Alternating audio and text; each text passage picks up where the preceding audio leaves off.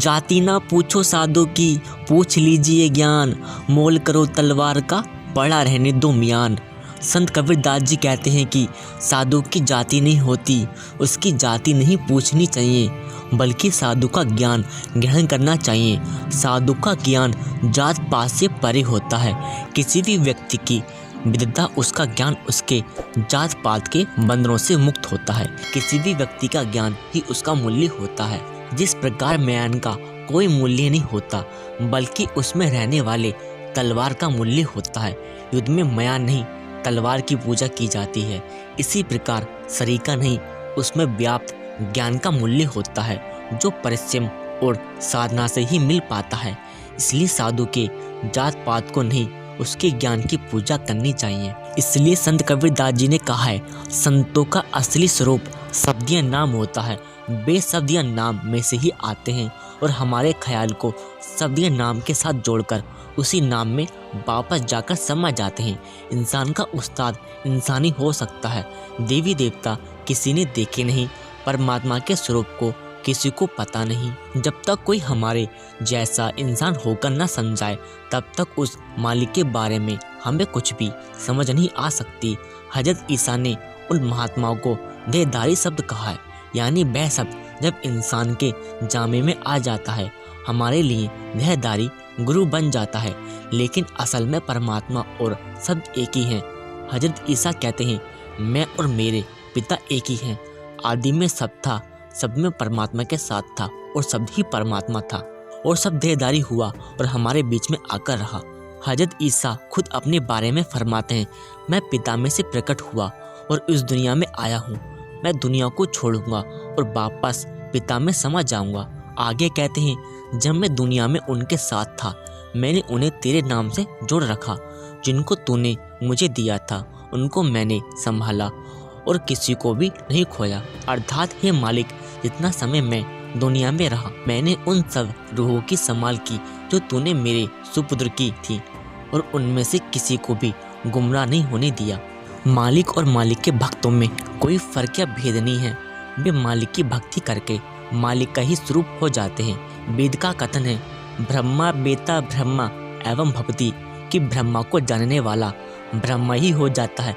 जिस प्रकार समुद्र की लहरें समुद्र में से उठती हैं और वापस समुद्र में ही जाकर समा जाती हैं, इसी प्रकार एक लहर का समुद्र के साथ जो रिश्ता है, वही मालिक के भक्तों और संतों का उस मालिक से रिश्ता होता है। संत उस सतनाम के समुद्र की लहरें होते हैं, जो दुनिया में आकर हमारे ख्याल को शब्द या नाम के साथ जोड़कर, बल्कि हमको साथ ले जाकर उसी सतनाम के समुद्र में समा जाते हैं।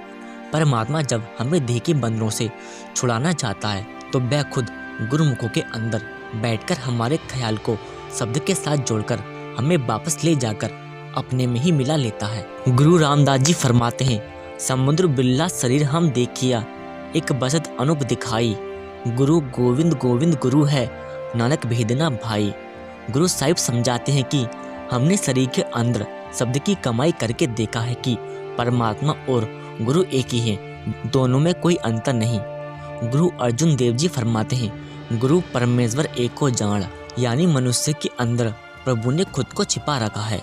यही कबीर साहिब जी फरमाते हैं, राम कबीरा एक है, कहने सुनने को दोए, दो करी सोई जानिए, सतगुरु मिला ना होए। बाइबिल में ईसा मसीह कहते हैं, मुझ में विश्वास करो, मैं पिता में हूँ और पिता मुझ में है। वह महान बादशाह ब्रज कपाट को बंद करके आंखों के पीछे बैठा है और फिर मनुष्य के रूप में खुद ही दरवाजा खोलने आ जाता है। सच्चे गुरु हमें बाहरी रीति रिवाजों में नहीं फंसाते, बल्कि अंदर शब्द की कमाई करने का तरीका बताते हैं। पूर्ण गुरु हमें अपने शरीर के अंदर ही असली घर जाने, यानी सचखंड का रास्ता दिखाते हैं। स्वामी जी महाराज का अनुभव है, घर में घर गुरु दिखलावे, धुन शब्द 5 बतलावे। महात्मा समझाते हैं कि हमारे निज घर सचखंड के मार्ग में हमारे अंदर 5 मंजिलें हैं। हजरत ईसा ने भी यही इशारा किया है, मेरे पिता के घर में बहुत से निवास स्थान हैं, हर एक मंजिल का अपना अपना शब्द या धुन है। सच्चा गुरु हमें उन 5 मंजिलों से ले जाकर 5 शब्दों या धुनों से जोड़कर परमात्मा तक पहुंचा देता है। असल में शब्द तो एक ही है, लेकिन हर मंजिल में उसकी अलग अलग आवाज़ है और अलग अलग प्रकाश है। उदाहरण के तौर पर एक नदी अपने स्रोत से निकलती है और समुद्र में जाकर समाती है, लेकिन उस नदी की अलग अलग स्थानों पर अलग अलग आवाज़ होती है। जहाँ से निकलती है वहाँ उसकी और आवाज़ है। इस समय बड़े बड़े चट्टानों और गड्ढों में से गुजरती है, उसकी आवाज़ और है। जब वह झरना बनकर गिरती है तो आवाज़ बदल जाती है। जब वह मैदानों में फैलती है उसकी आवाज़ और ही हो जाती है, और जब नदी समुद्र में समाती है तो आवाज़ और हो जाती है। लेकिन हर जगह नदी एक ही होती है। इसी प्रकार शब्द भी एक है, लेकिन अलग अलग मंडलों में से गुजरता हुआ अलग अलग धुनों और प्रकाश के रूप में प्रकट होता है। सर्वपूर्ण संतों ने इसी अंतर्मुखी शब्द की कमाई का उपदेश दिया है।